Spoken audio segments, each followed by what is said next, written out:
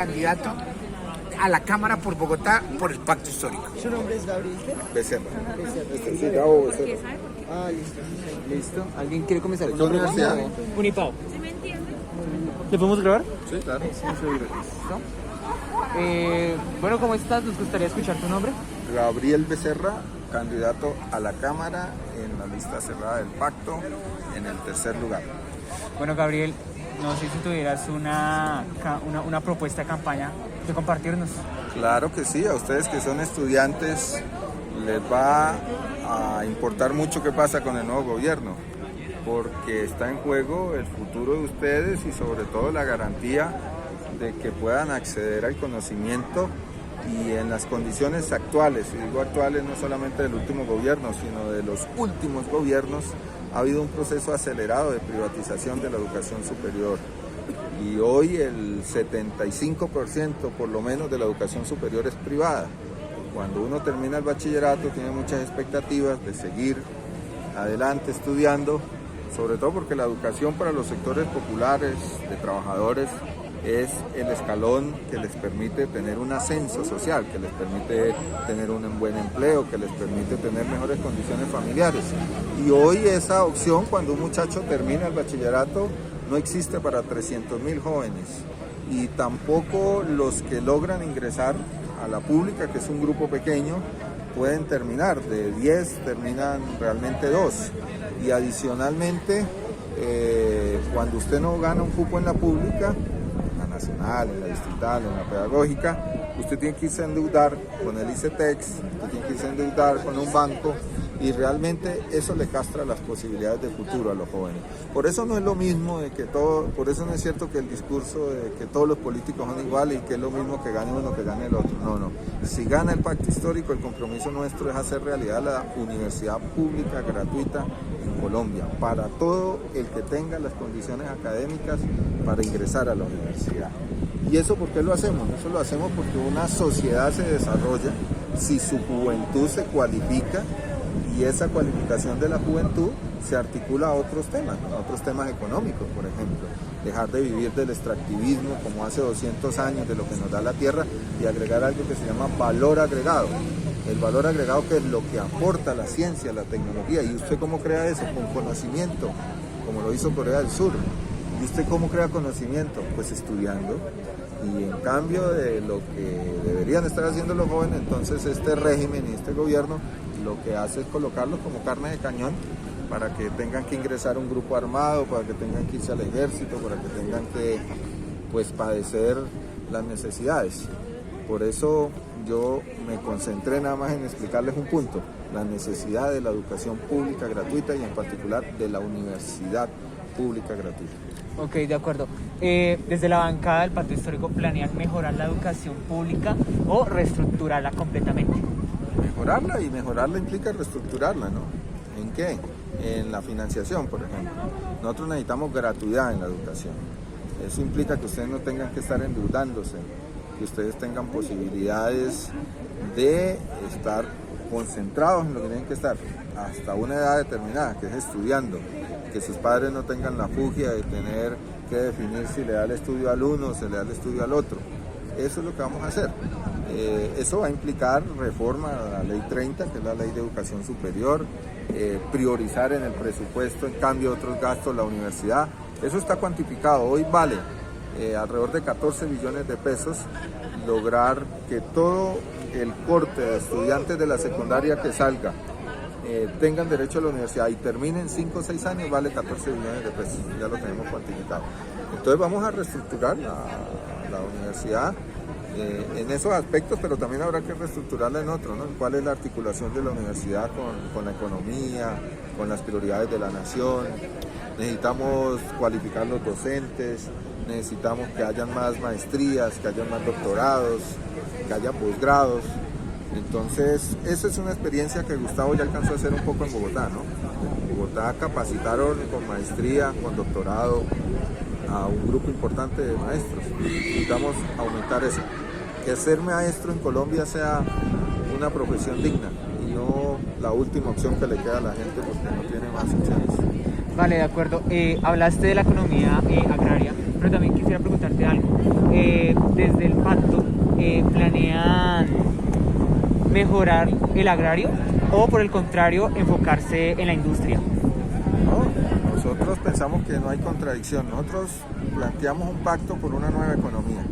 Ese pacto por la nueva economía implica dejar atrás la economía que tenemos hoy, que es una economía basada en el extractivismo, en el petróleo, de carbón, iniciar un proceso de transición y empezar a buscar opciones alternativas para desarrollar la economía del país. Para eso es necesario hacer una reforma agraria. La reforma agraria fue algo que hicieron los países modernos hace mucho. ¿Qué es la reforma agraria? Distribuir la tierra. Ustedes sabían, por ejemplo, chicos, que el 0.46% de los propietarios es el dueño del 46% de la tierra. Cuando sus padres, sus amigos votaron en contra del acuerdo de paz, decían que votaban en contra del acuerdo de paz porque le iban a quitar la tierra a los campesinos. Los campesinos no han sido dueños de la tierra en este país. Hay un nivel de concentración de la tierra muy grande que la hace improductiva, porque en cambio de ponerla a producir alimentos, la utilizan para ganadería extensiva. Y además de la poca que se pone a producir, tiene que competir con el libre comercio. Ustedes vieron que abrieron el comercio, se generaron los tratados de libre comercio y hoy están llegando a Colombia alrededor de 15 millones de toneladas de comida. Hoy la papa es mucho más cara porque para usted poder tener una buena producción de papa necesita insumos y los insumos no se producen en Colombia, hay que importarlos. Y entonces usted tiene que pagarlos más caro, ¿por qué? Porque el dólar está más caro. Por lo tanto, ese precio se lo traslada al consumidor que va a comprar en el supermercado, en la tienda, la papa. Cuando Colombia podría ser una potencia exportadora de alimentos. Nosotros tenemos hoy cifras vergonzantes. Colombia, Honduras, Haití son 3 países en riesgo de hambruna, según la FAO. La FAO, que es la Organización de Naciones Unidas que está atenta a los problemas de la alimentación. No lo dice Petro, no lo dice la UP, no lo dice el Polo, el Partido Comunista, no, lo dice la FAO. Entonces lo que hemos tenido es un mal gobierno y ese mal gobierno ha incumplido el acuerdo de paz en el punto agrario y nosotros tenemos hoy una amenaza grande de hambruna.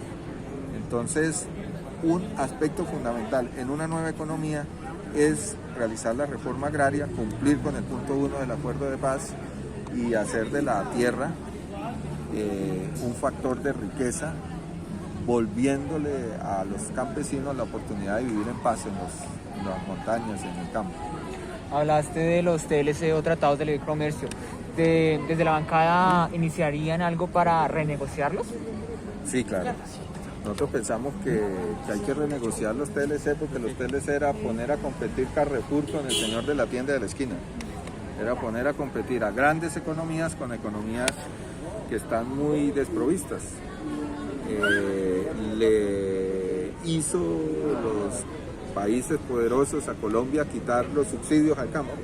Pero vayan y averigüen si en Estados Unidos no subsidian el campo. Lo subsidian.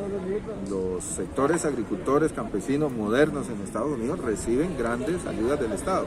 En Colombia no, en Colombia se decidió acabar eso, supuestamente para que los consumidores pudiéramos tener comida más barata.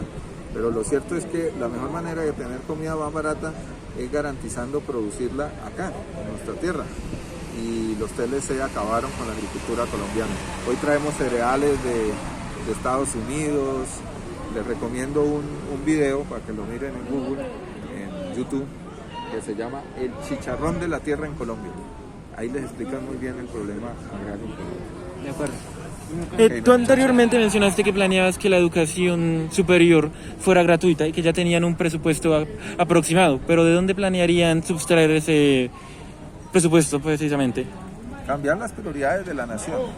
Si tú no compras los aviones que ibas a comprar en medio de la reforma tributaria el año pasado, podías haberlo invertido en educación para los muchachos, porque los muchachos no salieran a la calle a pelear y todo eso. Entonces, nosotros pensamos que el tema del presupuesto es un tema de voluntad política y de prioridades. Nosotros pensamos que hay que recortar los gastos en sectores como de defensa y de guerra. Nosotros pensamos que hay que recortar gastos en otros sectores, por ejemplo la burocracia. Nosotros pensamos que hay que recortar gastos en corrupción. ¿Sabe cuánto se roba la corrupción al año en Colombia 50 billones de pesos. O sea, con lo que se roban en corrupción, nosotros tendríamos para darle gratuidad a la educación a todos los jóvenes que quisieran estudiar, le podíamos agregar alimentación 3 veces en un año. Entonces el problema es que ha habido un mal gobierno y que sus prioridades están en otro lado.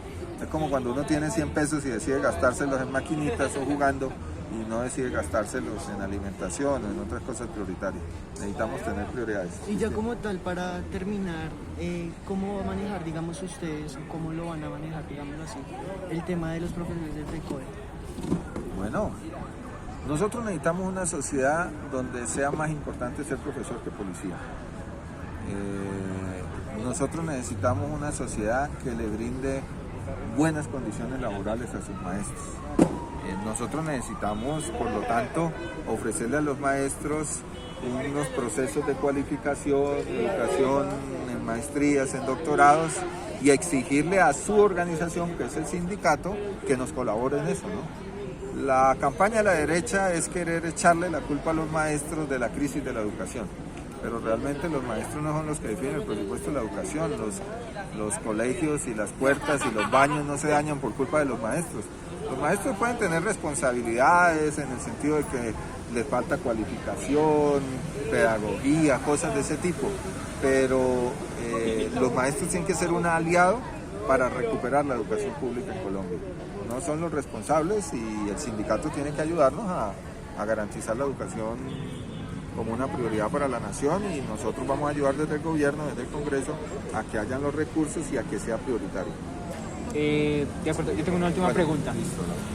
Venezuela, castrochavismo, volvemos con Venezuela. ¿Qué le tienes que decir a la gente que sigue a la derecha y que apoya esas ideas?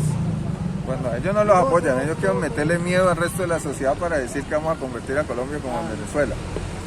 No, digamos, realmente nosotros somos un país muy distinto, ¿no? No vamos a tener un desenlace político como ellos. En segundo lugar, nosotros partimos de un principio, si somos gobierno, que es muy importante, que es el respeto a la soberanía de los pueblos, es permitir que los venezolanos tomen sus decisiones.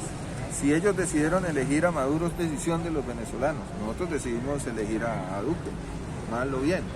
Entonces tiene que haber un respeto en la soberanía de las naciones, en la autodeterminación de las naciones. Nosotros abriríamos la frontera con Venezuela, eso sí, ¿no? Restableceríamos relaciones, no tendríamos ninguna duda, porque la diplomacia es para tratarse entre gente que tiene diferencias, no los que son amigos. Uno trata de buscar los problemas, solucionarlos con la diplomacia por esa vía. Entonces, lo cierto es que nosotros vamos a construir un proyecto de gobierno y de sociedad propio, que no se va a guiar por lo que haga ni Venezuela, ni Estados Unidos, ni Nicaragua, ni Brasil, no. Nosotros vamos a tener un programa que es el que le estoy exponiendo, y es con ese programa el que tienen que evaluarnos, no con otro, no con el de Chávez, con el de Maduro, ellos allá que resuelvan sus problemas. Tenemos suficientes problemas como para querer ir a resolverle los problemas a los demás. Vale, eso es. vale. Bueno, Muchísimas gracias. Muchas gracias.